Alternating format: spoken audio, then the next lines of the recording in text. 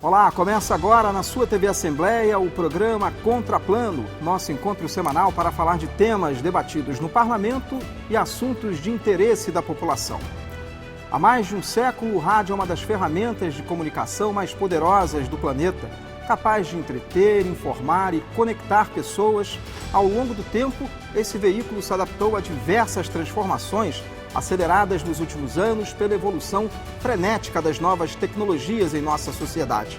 Afinal de contas, quem imaginou um dia que assistiríamos ao fim das emissoras AM, a chegada do rádio digital e com imagens e o surgimento dos podcasts? O tema do programa Contraplano dessa semana é o rádio, com recortes do passado, presente e também do futuro. O programa está começando.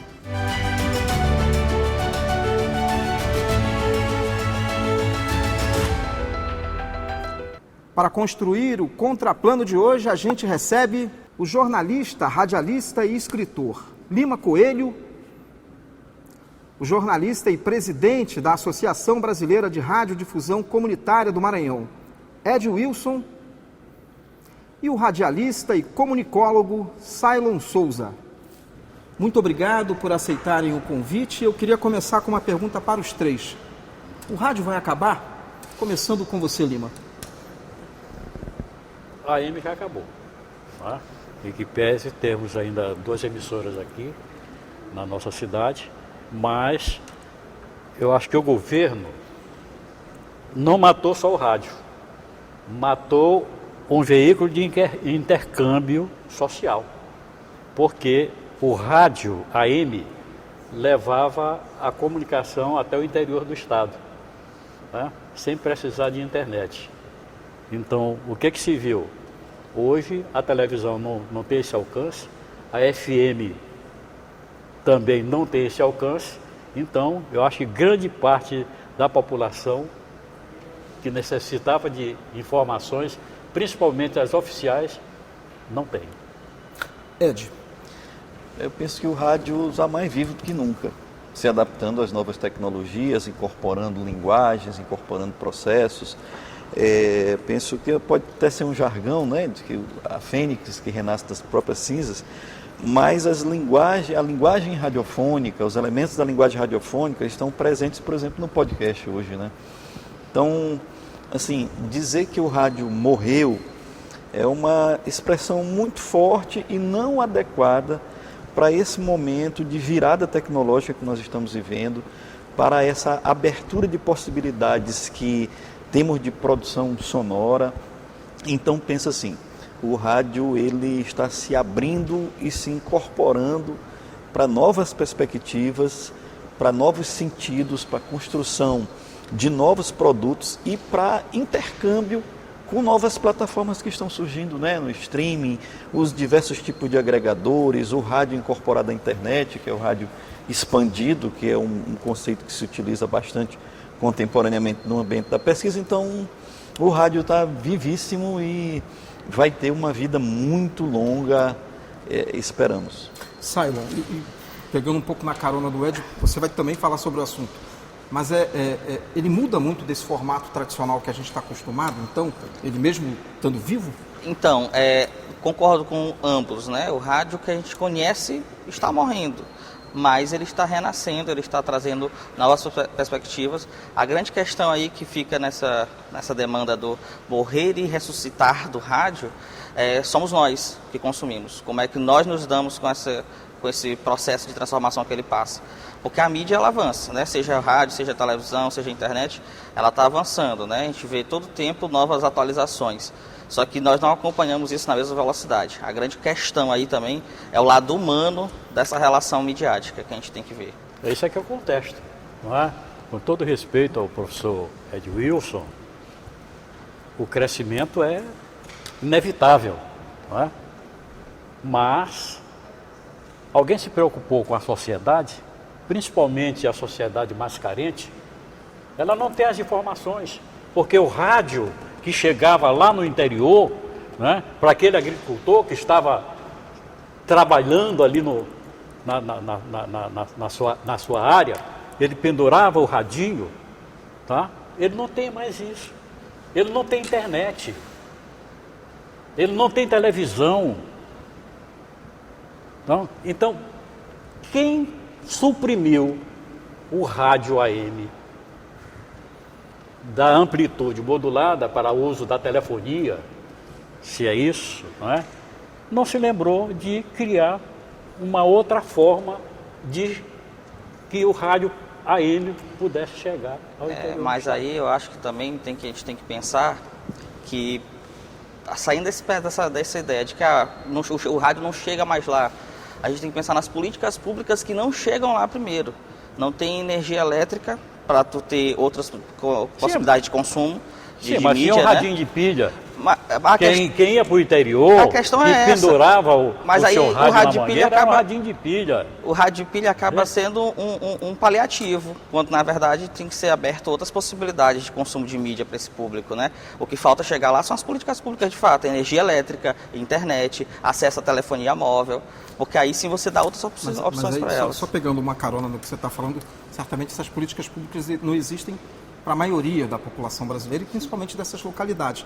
Se a gente termina, por exemplo, se fecha a frequência do rádio AM, não há um hiato aí até chegar a essas políticas que podem ser prejudiciais, Ed? Olha, eu viajo muito para áreas remotas do Maranhão, áreas muito distantes dos grandes centros, áreas litorâneas, a gente percebe esse problema aí que é comentado aqui por Lima e por Cylon. A dificuldade que as pessoas vão ter, pescadores, por exemplo, comunidade de pescadores que eu visito, que ouvem rádio AM.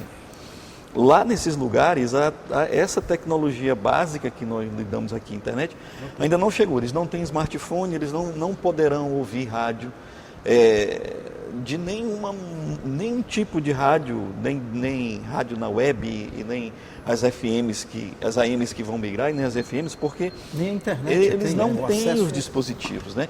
Então, além de nós termos um deserto de notícias, né, a gente vai ter um deserto da audiência, porque essa audiência vai ficar órfã, essa audiência que é uma parcela considerável de pessoas que eu já entrevistei vários, já conversei com vários, o lamento, o temor com a migração que já está acontecendo. Então, assim, é um problema que as políticas públicas de oferta tecnológica vão ter que resolver, porque enquanto não tiver essa oferta de internet, por exemplo, essas pessoas vão ficar em um vazio, em um deserto, em uma orfandade de um meio de comunicação que é fundamental para a vida deles. Você sabe que nem as rádios comunitárias supriram essa não conseguem chegar porque o alcance é muito limitado. Mas aí tem um detalhe também, assim, que às vezes quando a gente está falando da migração, a gente acaba levando ao extremo a questão das rádios migrar, mas quando você pega lá o decreto que fala sobre migração de rádio, a gente tem 3 classificações, né? A local, a regional e a nacional. O que a gente encontra, eu estava analisando recentemente dados, a questão é que no Brasil, as rádios AM de caráter regional e nacional, elas são muito poucas, que essas rádios elas não são obrigadas a migrar. E tanto é que até o dia 31 de dezembro, quando finaliza esse processo de migração, quando a gente finaliza os 10 anos de migração que foi estabelecido, a gente vai ter um total de 42 rádios a nível regional e nacional que vão continuar operando no AM. A questão é, onde essas rádios estão? Elas são muito poucas. A maioria estão no Sudeste, elas não estão aqui na região Norte, não estão na região Nordeste. Elas não vão suprir principalmente esse nosso grupo de pessoas aqui. Eu acho que o que falta também é um investimento empresarial, um investimento público, para que novas emissoras surgissem nesse caráter. Porque a banda do AM ela não vai deixar de operar, ela vai ficar menos populosa, mas ela vai continuar operando. O problema é que, assim, a maioria das rádios que a gente tem, elas são locais. E aí, na perspectiva da migração, elas tiveram que se adaptar ao FM e muita gente ficou prejudicada nisso também. O que faz nesse sentido, né? E uma outra pergunta. O papel da rádio mudou ao longo desse tempo, até com essa possibilidade de repente, não chegar de forma universal para todo mundo? Mudou até a linguagem, né? Né? Mudou até a forma da comunicação, não é? E que, às vezes, aquela comunidade lá do interior que eu falei, que era ouvinte do rádio AM, tem a dificuldade da compreensão devido à linguagem, né? Que muitos consideram um linguajar muito alto. Né? Imprimiram aí, com o aparecimento das FMs, um novo modelo de comunicação. Né? E muito do rádio AM também quis se adequar essa nova tecnologia oral, tá? O que, na verdade, quem ouve o rádio AM, a maioria é o pessoal do interior. Qual o papel do rádio hoje em dia? É o mesmo, Edilson? Eu queria só dar um exemplo aqui antes do professor Edilson falar, né, dessa pergunta. Qual o papel do rádio? Em 2023, recente, nós tivemos uma questão que foi o apagão nacional. E nós ficamos sem energia elétrica durante uma boa parte do dia, obviamente sem internet. Isso afeta os meios de comunicação, né? Não tinha acesso aos smartphones, não tinha acesso às televisões. A primeira coisa que muitas pessoas fizeram, e eu sou uma dessas pessoas, foi ligar o aparelho de rádio, para não se desconectar do mundo, né? Nessa perspectiva de que a internet nos conecta, o rádio nos conecta ainda. E aí você tem a vantagem de que com uma carga de bateria, ou então com uma pilha, você fica horas ainda conectado ao mundo. Então, eu acho que o rádio tem esse papel. Ele é primeiro o papel de conectar pessoas, depois é o papel de informar, que foi a segunda coisa que todo mundo fez. Todo mundo quer saber que horas volta a energia. Então, o rádio estava lá para isso, para dizer. Informar. Penso que nessa terra arrasada que é a internet hoje, mais do que nunca o rádio tem que cumprir o seu papel educativo, que foi aquela lição inicial do Roquete Pinto, né? O rádio com conteúdo jornalístico, obviamente nós não vamos abrir mão do entretenimento, não vamos abrir mão da programação esportiva, mas penso que assim, nós vivemos agora, ontem, por exemplo, o Enem. O rádio tem uma potência gigantesca nas suas diversas modalidades, na internet, ainda no AM, que está em fase de migração, mas no FM, para ser um meio de comunicação educativo. No período da pandemia, por exemplo, aqui no Maranhão, nós tivemos o exemplo das radioaulas, né? Que cobriu uma defasagem gigantesca naquele aspecto da falta de tecnologia para aqueles lugares mais distantes, para os estudantes que estavam nos municípios mais distantes, que não conseguiam acessar as plataformas vinculadas à internet. Foi o rádio que levou conteúdo do Enem no período da pandemia para os estudantes do ensino médio. Então eu penso assim, que esse papel educativo do rádio, a lição inicial do Roquete Pinto, deve ser a tônica do futuro. Agora, isso não é muito perceptível nessas emissoras mais tradicionais, né? Se a gente for observar a programação ainda das emissoras FMs que estão no ar, é muito música ainda, apenas do ponto de vista do entretenimento, quase todas elas. Talvez alguns programas jornalísticos, né? Um ou outro, mas não tem muita coisa nesse sentido mais educativo, ou vocês conseguem perceber? Programações mais comerciais. De entretenimento, não? Mais comerciais. Ou religiosas, em alguns casos. O que chega? Com que tipo de programação eu atinjo o grande público? Não é? Eu me lembro, no meu começo no rádio, eu fui substituir uma pessoa que saiu da emissora e eu quis criar um programa de cultural, né? Falar sobre patrimônio e tal, essas coisas todas. Eu era garoto, 16 anos de idade, né? E um radialista antigo, né, famoso aqui no Maranhão, me chamou e disse: olha, eu quero elogiar a sua ideia de criar um programa desse tipo e tal, mas por que você não faz um programa do seu tempo? A Jovem Guarda está aí, faça um programa do seu tempo. Aí eu fiz Você e o Sucesso, na época, só com música da Jovem Guarda. Aí foi bom para mim demais, naquela época, 16 anos de idade, né? Apareci no rádio rapidamente, né? Mas não era, para minha família, não era o principal, como eu acabei falando. Mas é assim. Então, o que é importante? O que é que dá audiência? Aí você consegue patrocinador. Senão, você está sujeito a falir. As rádios comunitárias seriam o caminho para quebrar isso? Penso que sim. A legislação de rádios comunitárias, a Lei 9.612, que regulamenta o serviço de radiodifusão comunitária, é muito explícito e muito incisivo em relação a isso. Programação educativo-cultural, programação jornalística, o desenvolvimento local, a perspectiva de desenvolvimento local. Embora essa legislação tenha essas diretrizes, a gente observa muito que as rádios comunitárias estão sendo apropriadas para finalidades que não são as adequadas, né? Proselitismo político, proselitismo religioso, que a lei proíbe. É um trabalho constante de aprimoramento, de perseverança, para a gente assim, tentar sensibilizar as pessoas que fazem rádio para essa ideia que eu penso que é a ideia original, não no sentido de um saudosismo, mas a ideia original do rádio como uma plataforma educativa. E quando eu digo educativa, eu não digo só na parte didática, né, de sala de aula, mas o jornalismo. O jornalismo é um gênero eminentemente educativo. E eu penso assim, que se as rádios FM que já existem vão entrar em uma rota de competitividade muito grande com as FMs, com as migrantes com as FMs que já existem. Se nessa rota de competitividade todas ficarem com entretenimento, vai ocorrer uma saturação. Eu penso que até essa saturação é que vai movimentar os empresários, os anunciantes, para dizer o seguinte: olha, a gente está aqui num lugar comum.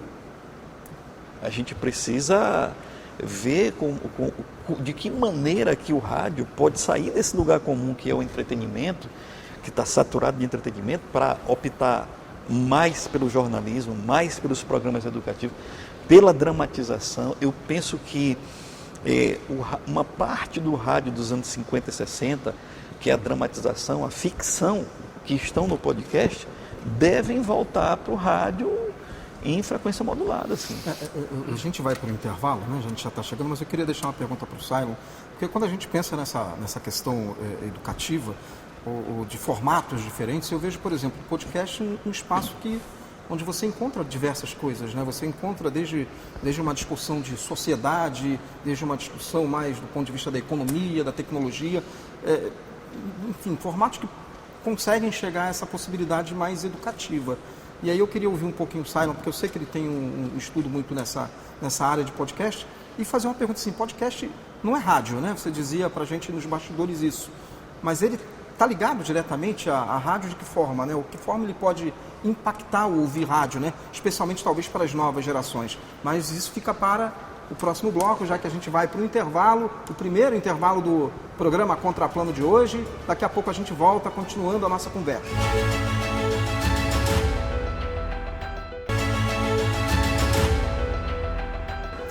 O Contraplano está de volta pela sua TV Assembleia, hoje para conversar sobre o passado, o presente e o futuro do rádio.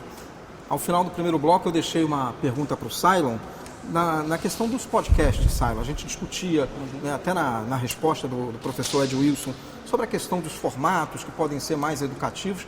Eu consigo ver o podcast, que não é rádio, como uma possibilidade de fazer isso, não?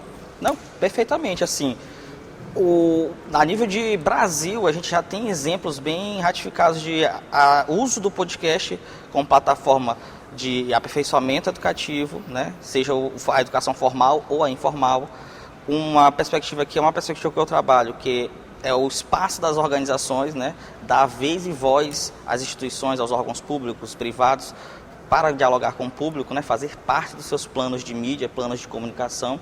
E isso vai para além do simples fato de você fazer o jornalismo mesa redonda, que é aquele que você se reúne como nós estamos aqui reunidos no momento, ou então você fazer nessa perspectiva do storytelling, que é uma perspectiva bem mais dinâmica, ou no ficcional, ou na narrativa documentada, que vem ganhando muito, muito público, né, que é chamado de true crime, né, pela essa relação muito forte com fatos, eventos que tem uma marca na justiça, ou na política, ou na polícia, né?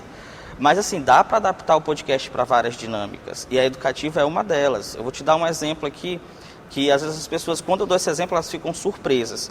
Eu trabalho como podcast, não só como pesquisador, mas como produtor também.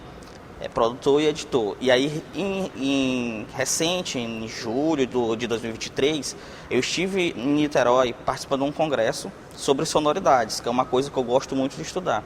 E eu levei um podcast de um grupo que tem o meu serviço como editor para apresentar. E aí, se tu me pergunta, que podcast é esse? É um podcast sobre observação de aves.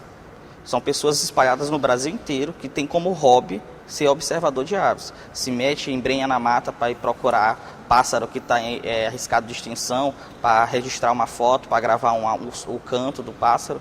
E depois eles se reúnem numa mesa redonda, conversam, e assim, não é uma conversa simples qualquer, é uma conversa com um teor científico. Leva um ornitólogo, que é o especialista em aves, leva um biólogo, falam sobre questões da biologia, da preservação ecológica, e aquilo dali, ele é um conteúdo que ele vai te ajudar, por exemplo, quem vai fazer um Enem.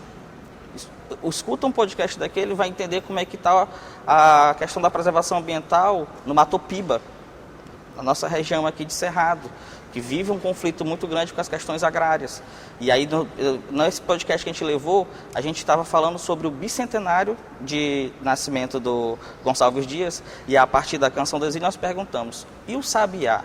Ainda se escuta o sabiá no Mato Piba, em Caxias? Nós fomos lá naquela região, ouvir as pessoas, ou quais são as aves que elas ainda ouvem naquela região, e a partir dali a gente conta uma história de como esse processo de degradação ambiental afeta uma imagem literária que a gente tem daquela região que foi contada por Gonçalves Dias 200 anos atrás. Então, assim, é um percorrer educativo que vai desde a literatura maranhense até do romantismo brasileiro até chegar nessas questões ambientais atuais. Serve a uma infinidade de questões que podem até ser respondidas no vestibular, num concurso público. Tudo isso na perspectiva de pessoas que estão dialogando sobre o dia a dia delas. Então dá para fazer isso. E pode ser, por exemplo, que esses podcasts, em algum momento, já que eles estão ali em umas plataformas que, como a gente já discutiu, nem todo mundo tem acesso do ponto de vista, seja do recurso do aparelho, seja da possibilidade de ter a internet. Pode ser que esses podcasts, de repente, eles sejam migrados, comprados por essas emissoras, por exemplo, Sim. como um tipo de produto que vai ser veiculado por elas? Sim, com certeza. As produtoras de podcast atualmente, elas já pensam nisso, né? Alguns clientes trabalham com a perspectiva, eu quero um programa para ele também ir para o rádio. Ou vice-versa, faz para o rádio, mas para depois migrar para a plataforma digital. E isso é legal, porque você atinge dois públicos. E um campo de trabalho também, né? Para as pessoas, para os profissionais. Sim, para nós que trabalhamos com comunicação, porque a gente vai sempre pensar o roteiro, pensar a produção em dois formatos, né? Porque o que caracteriza o podcast é a temporalidade do conteúdo. O que caracteriza o rádio é a temporalidade. O que é emitido não é emitido mais. É outra emissão, mesmo que se repita o programa. No podcast não, é sempre a mesma emissão. Os tipos de escuta que são distintos, vai variar de pessoa para pessoa. Ô Lima, eu defendo a comunicação de massa. Estou defendendo sempre, tá, com todo respeito, a todas as mídias que estão aparecendo agora, né? Mas, veja bem, quando é que o podcast vai chegar no povão? Quando é? Quer dizer, estamos preparados? Mas aí tem que ver o que a gente está chamando de povão, né, também, né? Sim, comunicação de massa. O povo precisa de informação. Tá? Eu não posso pensar na veiculação de matérias só para a classe A ou para a classe B. Eu tenho que levar informação para um universo maior de ouvintes, não é? Ou de telespectadores, no caso da televisão. Não. Podcast surgiu agora. Qual o tempo que vai chegar no povo? Essa que é a dinâmica que eu precisava ouvir, né? Dos técnicos, das pessoas que lidam com isso. Aí eu, por exemplo, estou em uma fronteira. Eu ainda ouço rádio AM, ouço FM, ouço podcast. Uma fronteira. Mas o que eu penso? Esse exemplo que o Cylon acabou de colocar. Um trabalho em profundidade sobre a observação de pássaros que vai desembocar em literatura, em conteúdo para o Enem. Ótimo, perfeito. Mas eu penso que esse conteúdo que está no podcast, o podcast aprendeu com o velho rádio como se faz uma reportagem em profundidade. Então, o velho rádio ensinou o podcast que isso é um conteúdo jornalístico em profundidade, um conteúdo jornalístico denso, que o antigo rádio fazia no formato de reportagem jornalística. Né? As famosas grandes reportagens. Então, as grandes reportagens em profundidade. Você pegar um tema... deixou de acontecer. Exatamente. Claro. Aí qual é o problema que eu vejo? É que o rádio abriu mão desse formato da grande reportagem, o podcast recuperou, se apropriou, aprendeu com o rádio, e agora eu penso que o rádio como nós conhecemos hoje, inclusive com as mudanças todas que estão acontecendo, ele tem que voltar a aprender com o podcast para dizer assim, ó, Se todos nós ficarmos repetindo aqui a programação de entretenimento e a gente não retomar a grande reportagem, a gente vai perder espaço para o podcast. Mas quem é que perde mais? Quem perde mais é essa audiência que está lá no litoral do Maranhão, na zona rural, que só vai ter acesso ao rádio do mesmo rádio convencional de entretenimento, de forró, de pancadão, que não ensina nada para ninguém. Sim. Então pensa assim, os empresários... Mas a partir do momento que você, desculpa, tá? Sim. A partir do momento que você intercala essa programação do pancadão com a música popular do povão, com as informações... Conteúdo jornalístico. Que possam melhorar a sociedade, eu acho que isso aí passa até despercebido. Eu penso que o mercado, os anunciantes, as políticas públicas governamentais têm que olhar para esse cenário e dizer assim, olha, o rádio precisa aprender com o podcast, assim como o podcast aprendeu com o rádio e está ensinando para a sociedade que não se pode abrir mão da grande reportagem, não se pode abrir mão do conteúdo jornalístico, do conteúdo educativo no rádio. Sabe o que aconteceu? No meu ponto de vista, é que os empresários do rádio, não é? No afã de ganhar sempre mais, deixou de investir nas programações. Passou a vender espaços, está entendendo? Para pessoas até que não tinham habilidade para a função do rádio. Tá? Os arrendamentos. Os arrendamentos, famosos arrendamentos. Tem emissora aqui no estado que tem 80% da sua programação vendida. Ora, sobra o quê? O empresário tem que ceder para aqueles que estão investindo, que querem fazer um programa a seu bel prazer. Não é? Eu acho que começou também por aí. Eu queria, sobre essa questão de podcast também, lançar uma outra perspectiva da gente pensar, por exemplo, essa questão de transmissão de áudio, por exemplo, pelo WhatsApp, né? Porque é uma tecnologia que está presente, é uma tecnologia, claro, não contempla ainda talvez os 100% da população, mas ela está muito presente dentro das comunidades, até mais distantes, né? E você tem ali um produto que você pode, por exemplo, disponibilizá-lo, né? Não sei, do ponto de vista da qualidade da internet, ou mesmo o acesso à internet, se nessas localidades você tem políticas públicas que garantam, por exemplo, o acesso gratuito. Dificilmente a gente percebe. Talvez uma escola, talvez uma casa comunitária, você consegue, de repente, mobilizar aquela comunidade. Mas é também como que a gente consegue entender essas outras ferramentas que podem, por exemplo, fortalecer a questão do rádio, a questão de todos esses formatos em áudio. Então assim, se a gente for pensar nessa perspectiva, pegando, por exemplo, a plataforma WhatsApp, a gente vai novamente na barreira tecnológica da questão do acesso, né, da democratização do acesso, no caso aí, a conexão de internet.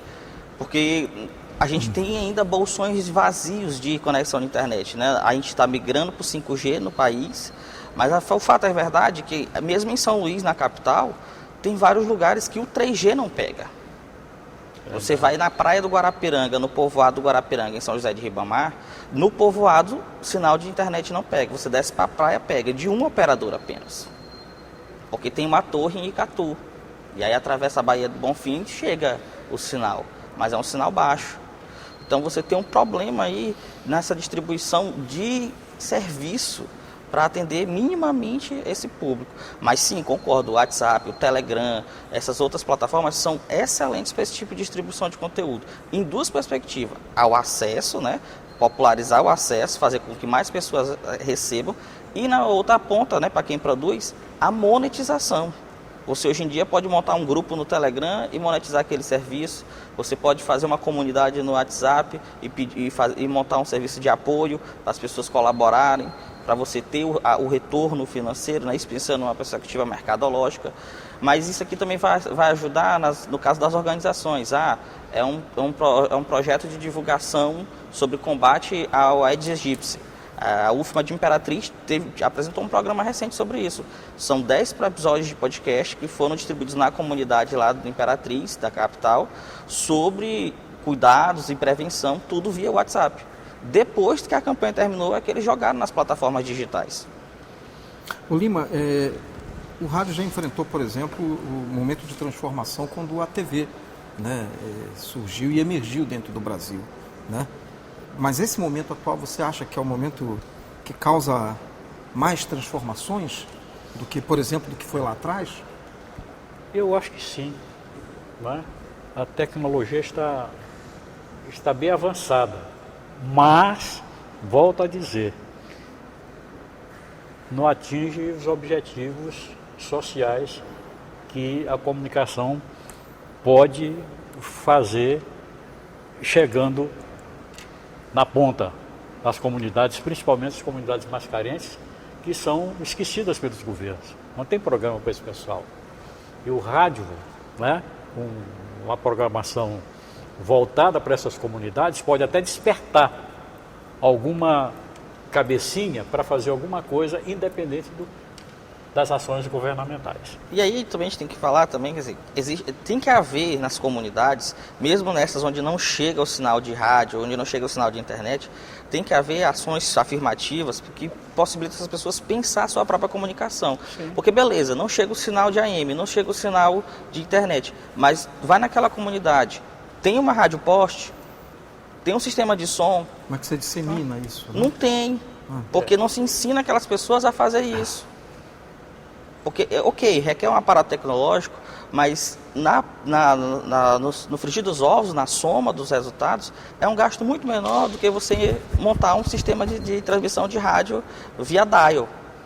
Então, assim, ensina aquelas pessoas a fazer a sua própria comunicação, a dialogar entre si. O que falta muitas vezes é essa comunicação comunitária de fato, essa comunicação popular que nasce dentro das comunidades. Você acha que nós somos muito presos ainda à tecnologia antiga? A grandes modelos de distribuição, quando na verdade a gente tem que ensinar as pessoas a tratar os seus modelos mais próximos, mais ímpares de comunicação. Sem deixar, é claro, de poder... Isso, sem deixar de ofertar, óbvio. Eu acho que mas quando chegar lá, elas já sabem como fazer a comunicação. E aí quando for para elas consumirem aquele conteúdo e produzir aqueles conteúdos, elas não vão cair nesse ostracismo que é música, publicidade. Não, aí a gente vai ter uma comunicação muito mais democrática, muito mais efervescente. Eu tenho um exemplo. Eu acho que a expansão, até na sua área, a expansão das rádios comunitárias pode ajudar muito nisso. Eu tenho um exemplo até fiz reportagem sobre isso, está no meu canal no YouTube, de uma cidade que a gente pode considerar um laboratório. É Primeira Cruz, no Maranhão. É uma cidade até pouco tempo isolada por via terrestre, porque não tinha estrada. Sim. Tem estrada agora, mas não tem a pavimentação, né? Primeira Cruz, que é uma cidade que está na rota da disputa territorial do Brasil por Portugal e França, né? O conflito entre Daniel de Latouche e Jerônimo de Albuquerque. Uma parte desse conflito se dá em Primeira Cruz, depois vai desembocar na Batalha de Guaxinduba e em Catu, mas tudo bem. Primeira Cruz é uma cidade muito pequena, mas ela é um laboratório interessante. Eu fiz uma reportagem sobre isso. Lá tem uma rádio, agora funciona há 30 anos. Uma rádio, um sistema de som de alto-falante. Então é um casal, um professor e a esposa dele, que toca um sistema de alto-falante. Acordei lá de manhã na pousada, aí eu vi aqueles anúncios de venda de ovo, de carne e de peixe, mas de onde vem isso? Aí fui lá e descobri um sistema de som de alto-falante. Nós estamos falando isso em 2023. Na mesma cidade, a mais ou menos 1,5 km de distância, uma outra experiência, essa diferente, um sistema de som de linha modulada, né? As caixinhas de som nos postes, mas ao mesmo tempo em que esse sistema de linha modulada das caixinhas de som nos postes, a pessoa que criou, que é o Orlando, uma pessoa mais jovem, ele também criou uma rádio web. Então imagina assim, essa cidade, no ano de 2023, ela tem um sistema de som de alto-falante, né, que é chama-se Voz da Liberdade. Ela tem um sistema de som de linha modulada, que é a rádio que ele chama de rádio 90 graus, e nesse mesmo lugar Fala para o mundo. Fala para o mundo todo Que com maravilha. uma A rádio rádio web. web. Então, assim, Bacana. penso que nós temos tecnologia à vontade, sempre digo isso para meus alunos, mas temos que refletir também o seguinte, como é que nós estamos nos apropriando dessa tecnologia? De que maneira? Eu coloco para os meus alunos esses vídeos lá de Primeira Cruz, mas pessoal, isso aqui é uma tecnologia arcaica, aqui a gente tem uma tecnologia intermediária, que é a linha modulada, e temos uma tecnologia de futuro, que é a rádio web. Mas eles estão lá produzindo conteúdo. Né? Perfeito. O que falta, que eu penso, é fazer com que esse material educativo, que está no podcast, que o rádio perdeu, Chegue lá. é que tem que chegar lá. Pois é. Tem que Perfeito. chegar. Vamos para mais um intervalo e na volta o último bloco do programa Contraplano de hoje.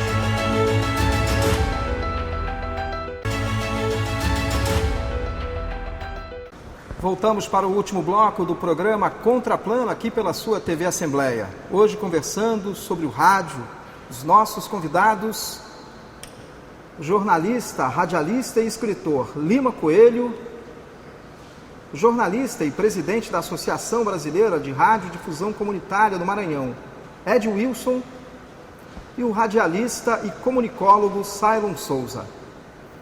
Bom, eu queria começar o terceiro bloco com uma experiência também mais subjetiva, particular de vocês. O que o rádio representa para você, Lima?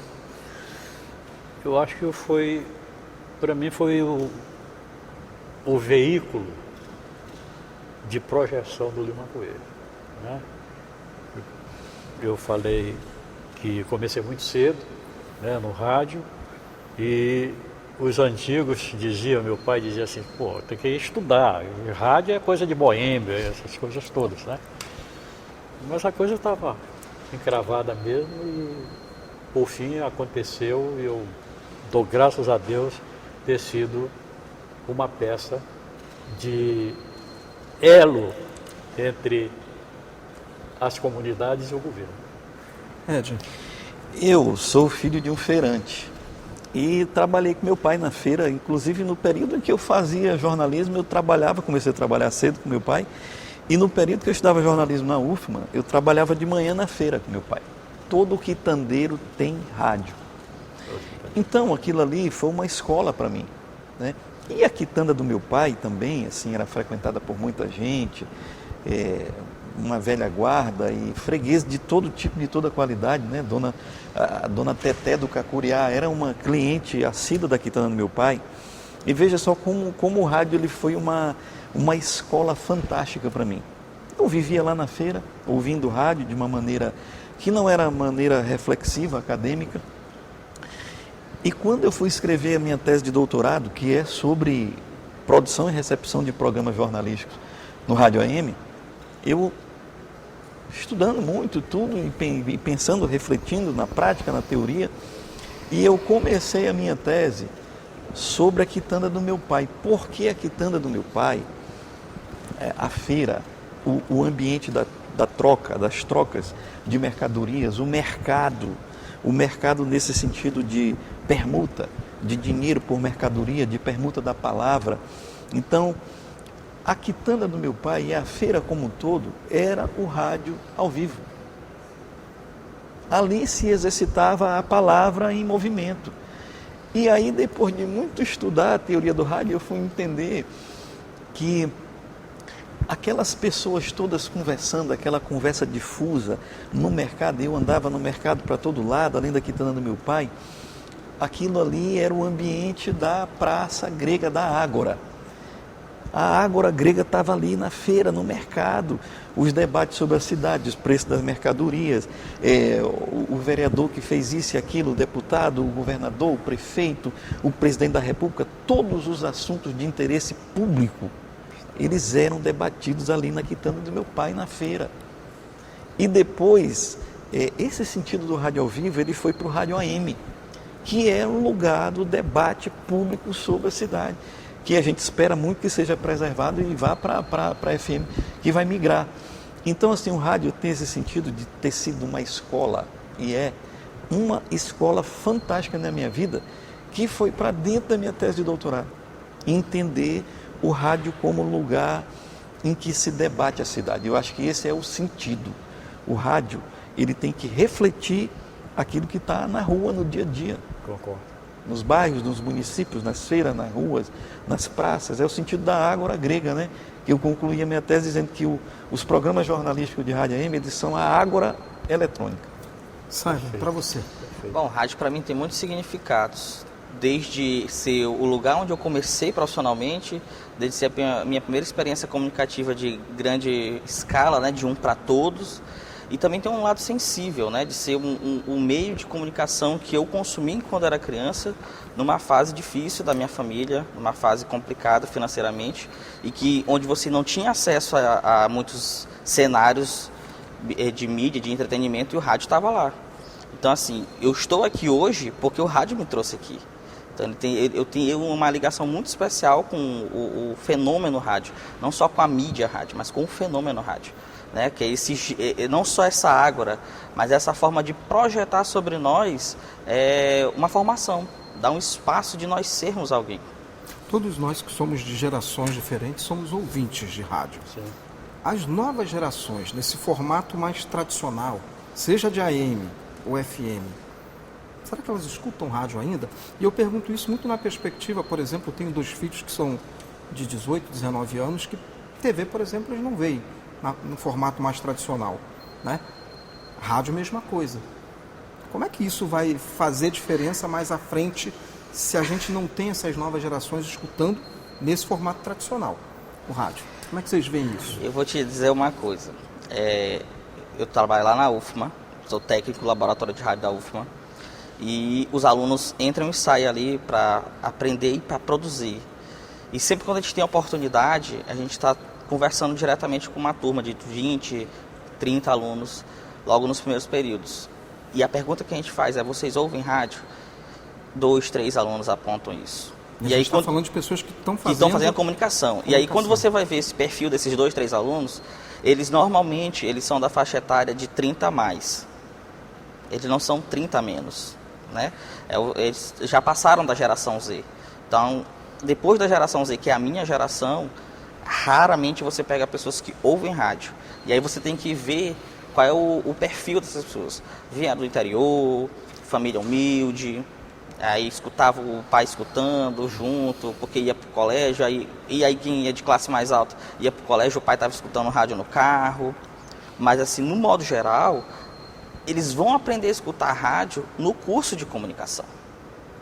Aí uns criam, de fato, o apreço pela mídia e a diversidade de ações que ela possibilita, outros não. E aqueles que não fazem comunicação? E esse é o dilema. Como é que é? Se quem faz não está ouvindo, quem não faz? A gente fica naquela pergunta. E aí fica naquela questão: vai morrer o rádio? Não vai morrer o rádio. Ele tem que se adequar a esses públicos, tem que se adequar a essas pessoas. É um desafio. Embora seja um processo demorado. Isso. Né? Porque assim, a adequação tecnológica, linguística e adequação sensível do meio rádio, ela é lenta em comparado à evolução pessoal de cada um de nós. Um pouco como jornais, por exemplo, porque os jornais físicos, eles praticamente não existem, Sim. Principalmente aqui em nossa cidade, né? Sim. Em outras cidades você ainda percebe ele, mas a gente não perde o hábito de ler os portais que trazem as mesmas notícias que os jornais traziam. Sim. É esse o caminho? Será? Eu sempre, no primeiro dia de aula, todo semestre eu faço a pergunta para os meus alunos, o que consomem? Aí eles consomem o streaming, não consomem rádio. Às vezes, eu sei no rádio porque o meu avô ouve, a minha avó ouve, mas são poucos. Mas, no entanto, todo semestre eu levo meus alunos para visitar uma rádio, uma emissora AM. Aí quando eles chegam lá, sentam lá na bancada e o pessoal da técnica diz: tua câmera é aquela ali. Aí eles vão perceber que o rádio está passando por um processo de mudança gigantesco, né? Um processo denso de mudança. Né? Aí realmente eles ficam fascinados. Professor, eu não sabia que rádio era assim, que tem câmera, que tem transmissão pelo YouTube. Então penso que é um tempo de adaptação. Eles vão sair da universidade, o mercado vai estar aberto para design de som, para TV, para rádio, para portais e tudo, e eles vão acabar entendendo que essas mudanças que estão ocorrendo vão ser também as oportunidades de mercado de trabalho para eles, né?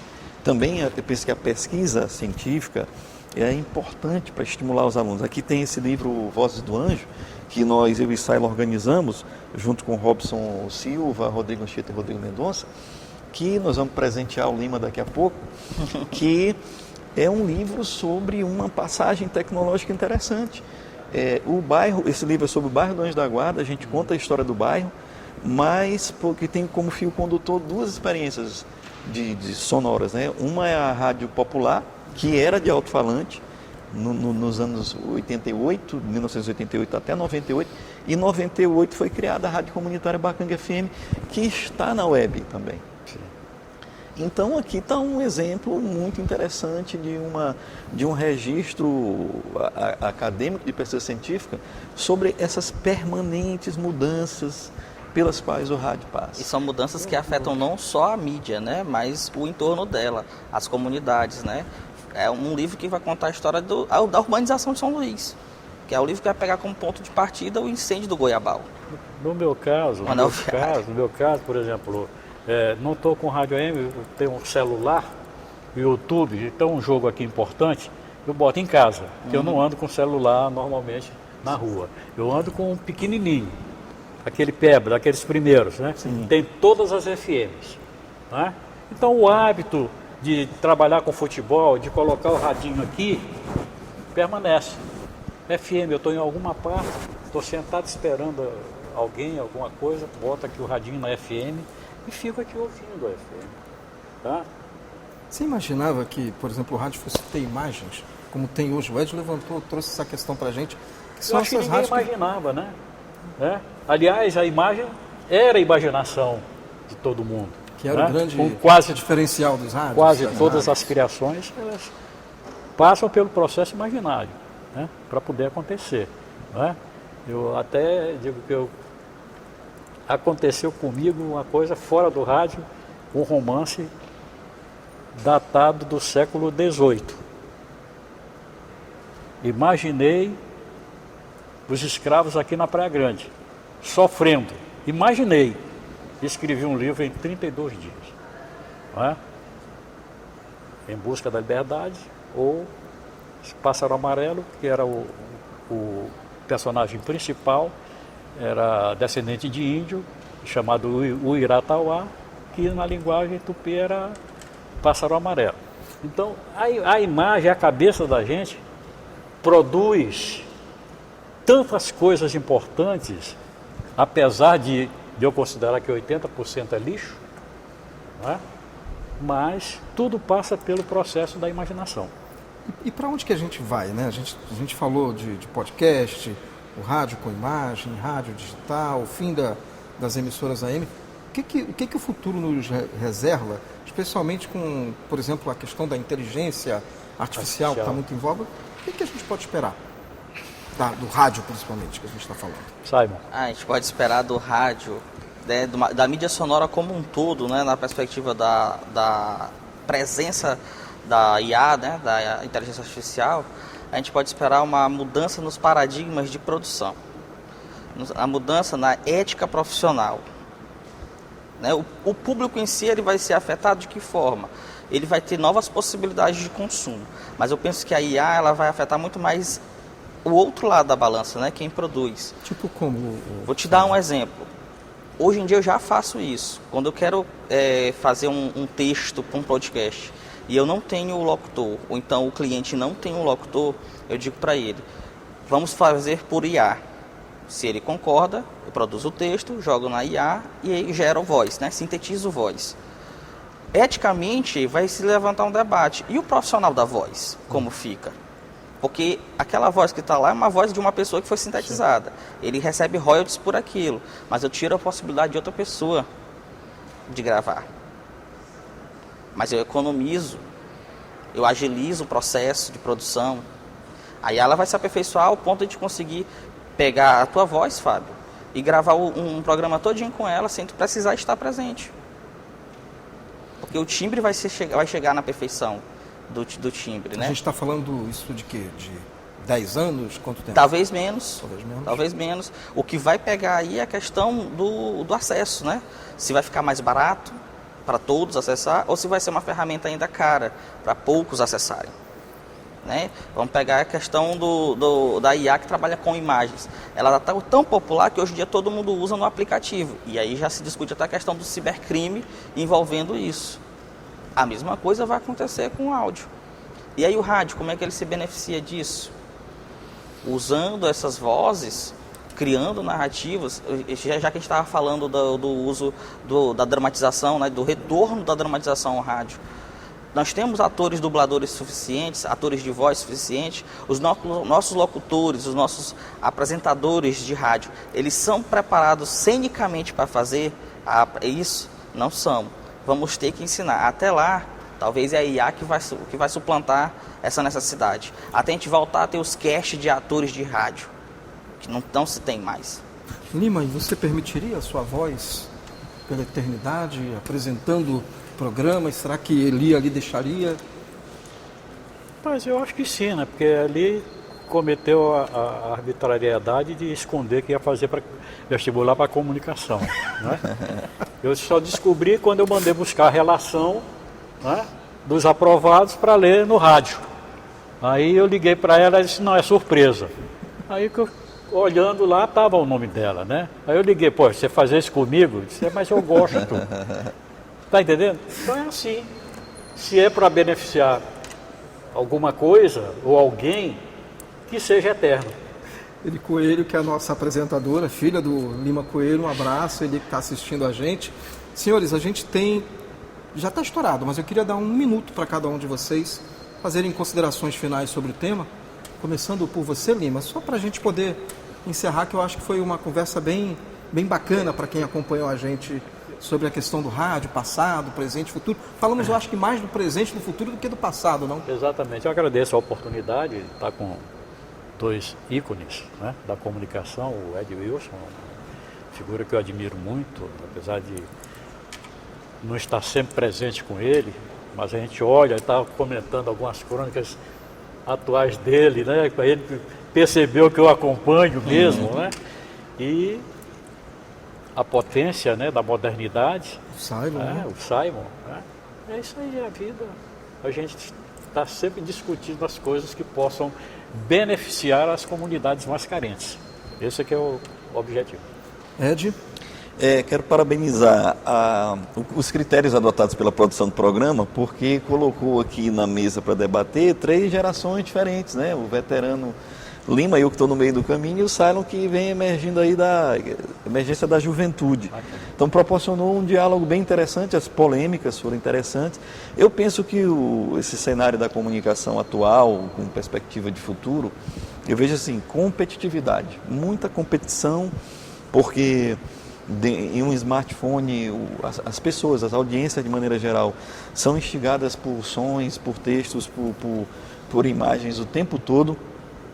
E eu sempre digo para os meus alunos o seguinte, sim, tecnologia tem bastante. Qual é a tua ideia? Qual é o teu projeto, o teu plano? Os meus alunos agora estão produzindo podcast. De que maneira vocês vão produzir um podcast que vai seduzir, sensibilizar, fidelizar a audiência, que vai conseguir ser um conteúdo educativo, atrativo, interessante, que vai instigar um debate, que vai... Eu penso assim... Tudo que eu penso na comunicação é como eu penso na poesia. O poema que me toca é aquele poema que me enlouquece, que vai me deixar perturbado, reflexivo, né? Se o poema tem muita rima, ele é muito harmonioso, ele me acomoda. Né? E eu penso que a acomodação atual do rádio, que é essa saturação de entretenimento, essa disputa, não é nem uma disputa, é uma repetição nessa tônica dessa música pasteurizada da indústria radiofônica, e isso não vai chegar a lugar nenhum. É sempre que eu digo para meus alunos, precisa de ousadia, precisa de muita percepção para esse momento, de uma alta competitividade, e que você vai ter que ter uma grande ideia, e você vai ter que plastificar no sentido de moldar essa ideia da melhor maneira possível para você alcançar o máximo de público com um conteúdo de qualidade e fidelizar essa audiência. Obrigado, Simon. Então, eu queria convidar todos que nos ouviram, né, a apurar os ouvidos, porque nessa sociedade que é tão letrada na imagem, nos últimos tempos o som vem ganhando espaço. Um espaço que é desde sempre, né? Nossa comunicação primária ela é oral. Então a gente tem que voltar a essa oralidade, mas não numa oralidade materna, numa oralidade que não tem fundamento, mas sim numa oralidade racional, que nos permite sair do sensível e entrar numa discussão mais concreta, né? São 200 anos de pensamento sobre comunicação, 100 anos de rádio no Brasil, 100 anos de rádio no Maranhão, e a gente só vê possibilidades. Mesmo que a gente diga, morreu, mas está vivo, né? Vai viver e vai continuar vivendo, e outros vão estar discutindo. E a questão é, apurem os ouvidos, porque essa discussão, ela continua ainda sendo sintonizada em diversos níveis. Senhores, ficaríamos aqui mais 1 hora de contraplano discutindo, mas não podemos. Muito obrigado mais uma vez. Chegamos ao fim do programa de hoje. Você pode assistir a reprise dessa edição em nossa programação, em nosso canal do YouTube. Até a próxima semana com mais um Contraplano.